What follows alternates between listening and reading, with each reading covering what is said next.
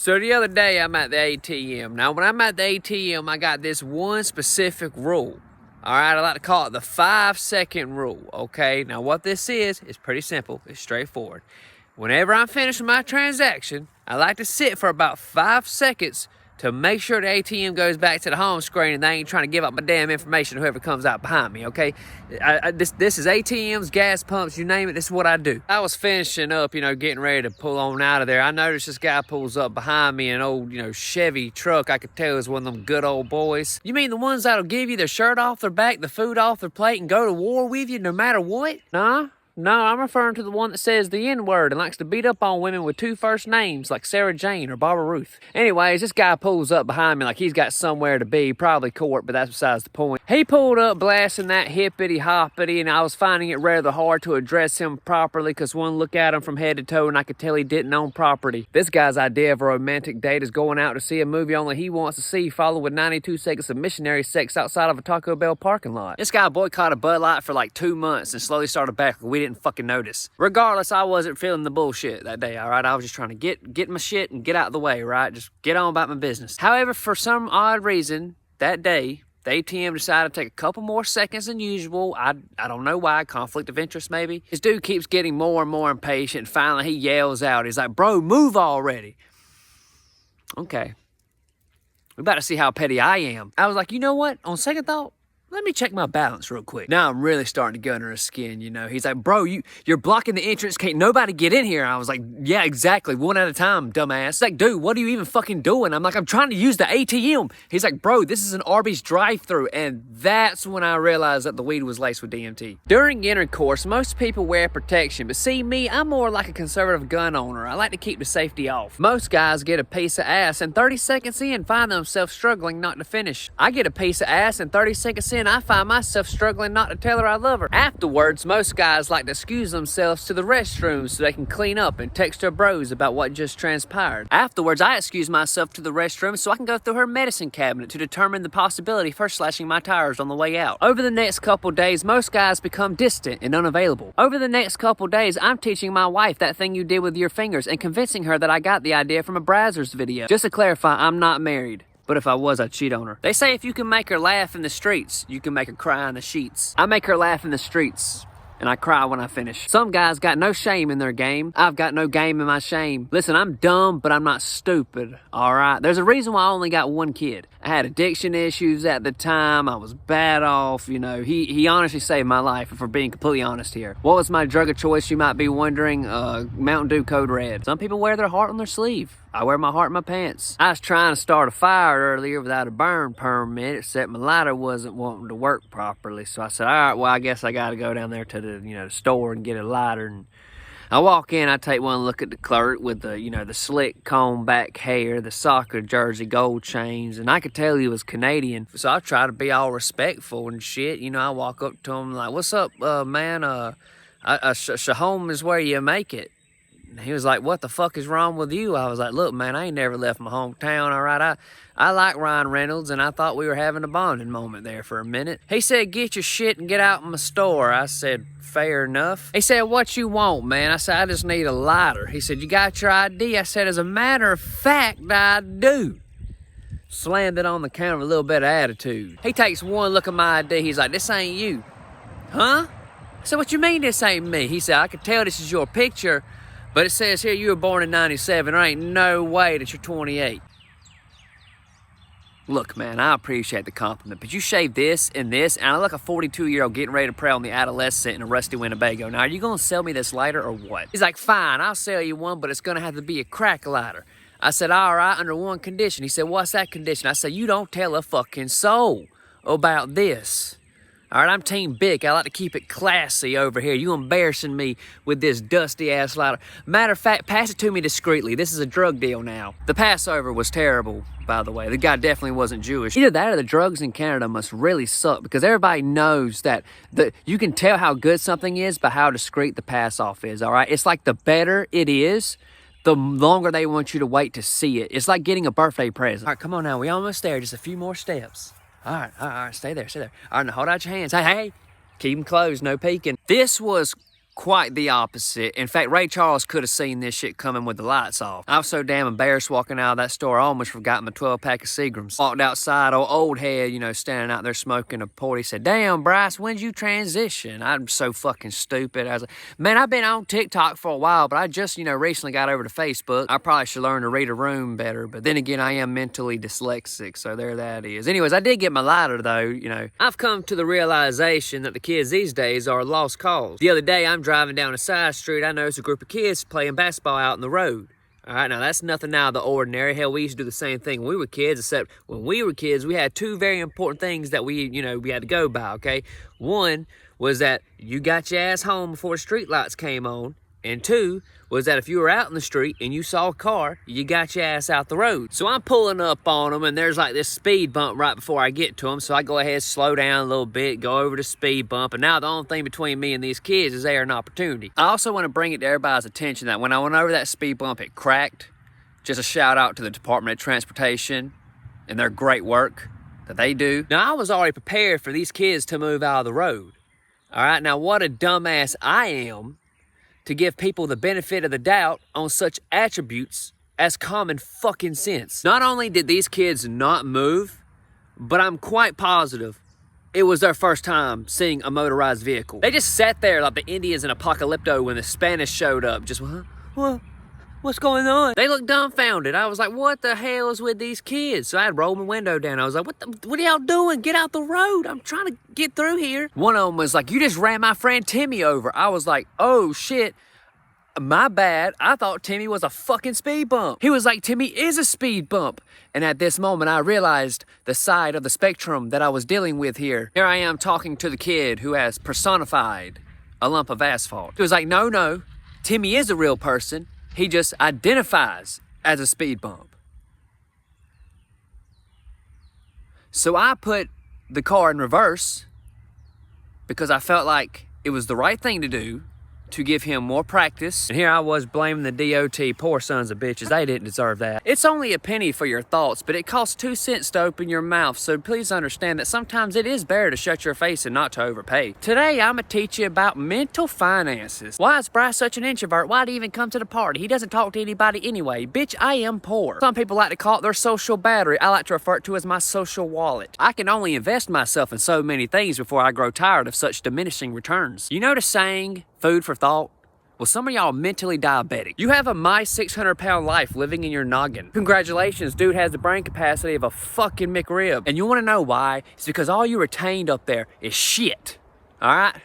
Shit. And if you were meant to retain shit, God wouldn't have given you an asshole. And that's why mental finance is so important, because when they do come across positive food for thought, there's no retention there because they don't even have a savings account set up. They're still living their life TikTok to TikTok. That's why I don't really talk to people. If mental finance was an actual thing, I'm gonna need my restitution. I walk away from a conversation feeling like I just got robbed. Sorry, I can't talk today. I'm saving up for my next Taylor Swift rant. So I went to the doctor the other day. They asked for my sex, so I checked F for frequently. Anyways, it got me thinking about the time I was assaulted in college. Funny thing is, I didn't even know that, it had happened to me until, the whole Me Too movement. And I was like, holy shit, I'm a victim. This is my story. My roommate in college was a big party guy, big dorm party guy. You know what I'm saying? Everybody came to these parties. And by everyone, I'm referring to the minorities, because all the rich white kids were out participating in sketchy shit, like doing coke in their lake houses or getting kicked out of driving ranges for trying to make TikToks. Me personally, I never ran with that crowd.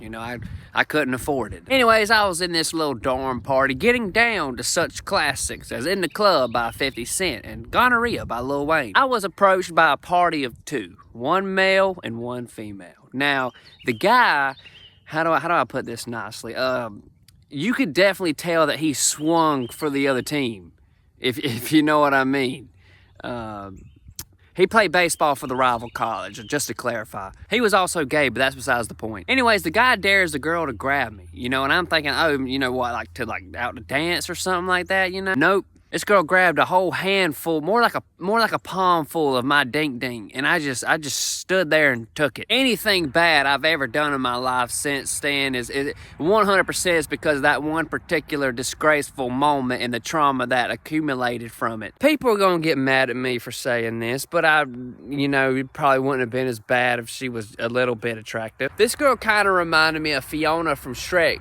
you know, but like Fiona after the transition. The more I think about it, you know, if roles were reversed, I'd be in deep shit, but it's cool for the ogre to do it. Nothing brings more joy to my life than when the carnival comes to town. I mean, don't get me wrong, the rides are already dangerous enough, but there's just something about being in the hands of some cracked addict with a questionable search history in his phone that just makes me feel like nothing could go wrong. It is for the kids, yes, but the owner's got corn blasting on the speaker, so if someone dies, they can claim it as an influence. Now, did I want to die personally?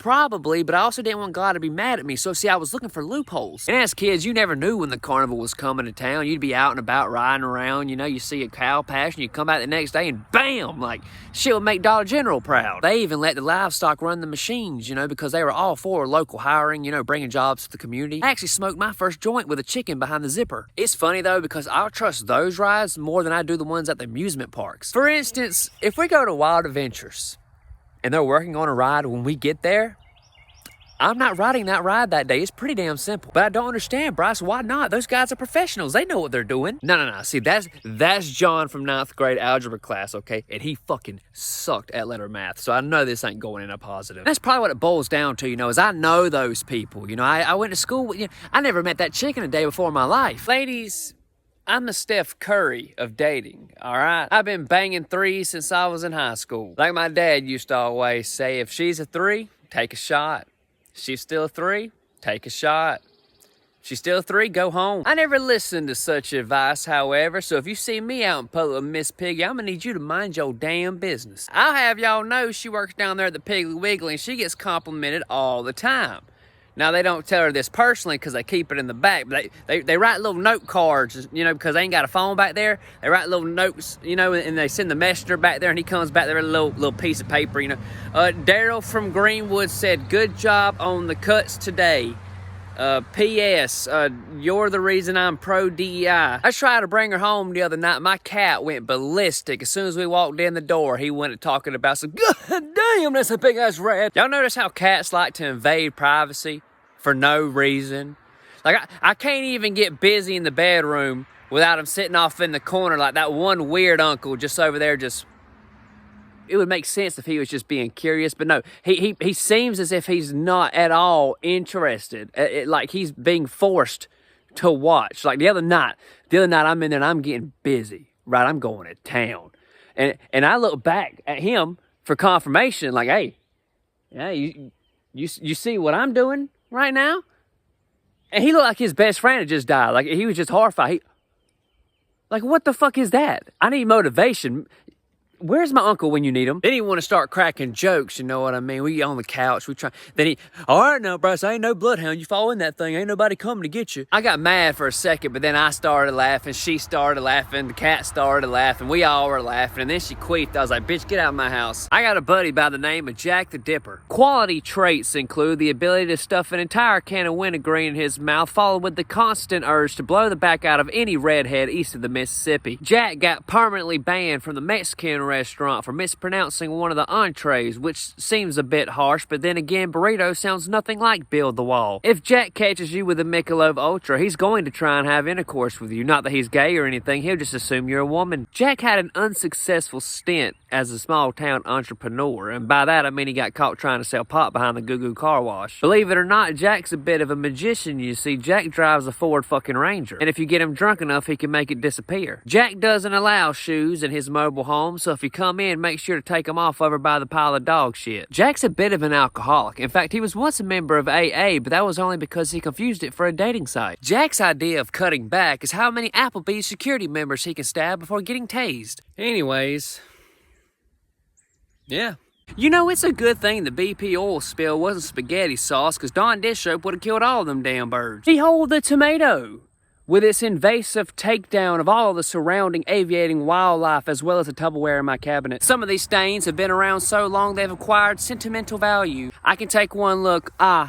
Beef ravioli night, March 2003. No matter how many of these red balls of despair you eat, you simply cannot stop the forces that be, for within lies a seed with the uncanny ability to survive your digestive tract, find its way back to life, and eventually murder a seagull. I've seen this relentless will to survive firsthand. I remember one year we had a septic tank leak. You know, we walk in the backyard, it looked like a damn Italian garden back there. I personally didn't know much about plumbing, so I knew I had to call the best of the best. So we got Mario and Luigi out there, and even they were shocked. You know, they were, oh, Mamma mia, this look fucked. Okay, so like, that might have been racist, I don't know. But that's besides the point. The point is I am anti-tomato. I got this old saying, I like to use it from time to time. It goes, tomato, get that shit out of my face, ho, before I punch you in the throat. It's a real crowd pleaser, you know, real big at the feminist parties. I'll smoke for any reason in the morning, in the evening, before Thanksgiving, because I know the food ain't got no season. And I'll smoke it with a paper, I might smoke it with a cone. Sometimes I smoke with buddies, other times I smoke alone. Yeah, we put the strong in the bone, take it straight to the dome.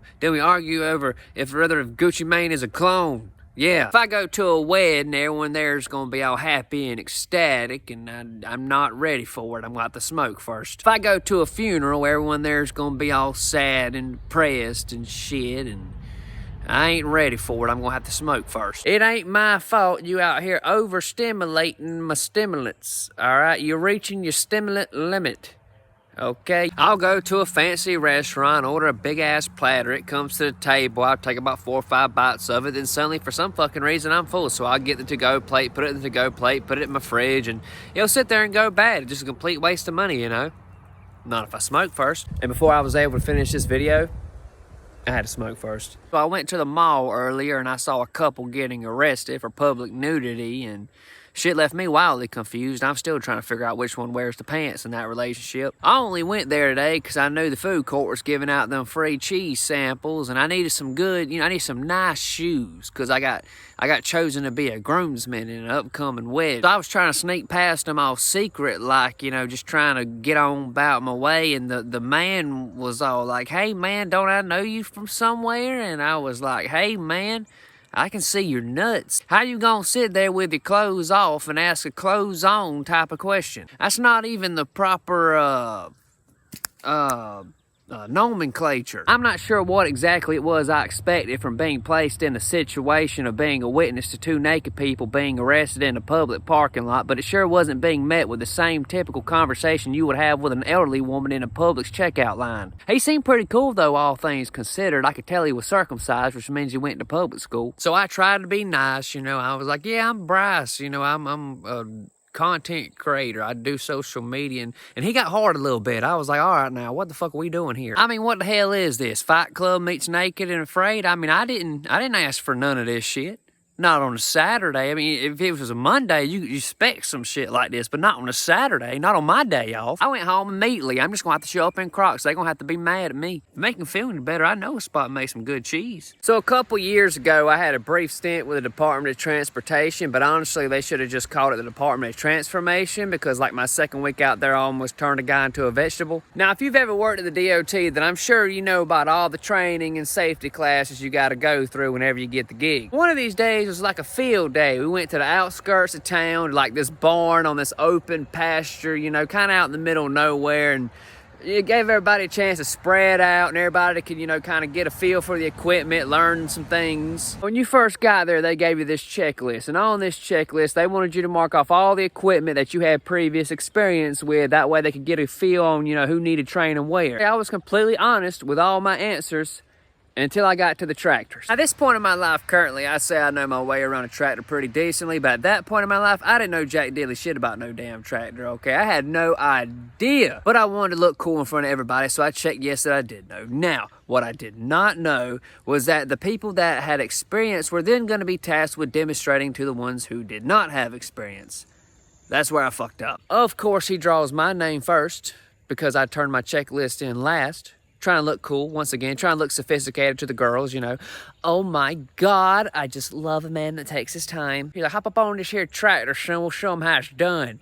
And I was like, "Yeah, we about to show him some shit, all right." We got up on that thing, and to make a long story short, I did not know how important the clutch was, okay? Nobody told me the brakes weren't enough. I mean, at the time, it seemed pretty sensible to me because I didn't know shit about tractors. I was just, Oh, what are you trying to do, Bryce? I'm trying to brake. Oh, well, there's this device down here called the brakes. Oh, that makes perfect sense. What about this one? This is the clutch. Do you need that one? I don't know. Is this Game 7 of the NBA Finals? Turns out it was Game 7, and I just blew the lead. And by lead, I mean the instructor's back out, because when that baby stalled, he went flying like small-town drama. Yeah, I got him pretty good. Then I almost ran his ass over out of panic. We laugh about these types of things later on in life, but have you ever been so embarrassed in the moment that you try to lie your way out of the embarrassment and ultimately just dug yourself a deeper hole? I looked this man dead in his eyes after I almost erased him from this planet. And I said to him, and I quote, look at him dead in his eyes, I quote, "Well, the tractors my uncle has are a different model. They don't come with clutches." He did not say shit. He just kind of pulled me over to him, and we started walking, started limping to the other group. This was the group that had no experience with anything. They were learning the most basic stuff. He takes me over there. He walks right up to the instructor in front of 30, 40 people. Very audibly, he says, I'll never forget, he says, "This guy needs to be with you. He's a fucking idiot." And then he just limps off. I'll be honest with y'all. There's a brief moment there I wanted to finish what I started. I was about ready to knock the damn gold coins out his old ass. But I quickly realized that I was in the wrong, so I tried to apologize to him. But he never spoke to me again. But I can guarantee you it was a topic of church service that Sunday. Moral of the story is to not lie to people. You could run someone over in a tractor that way.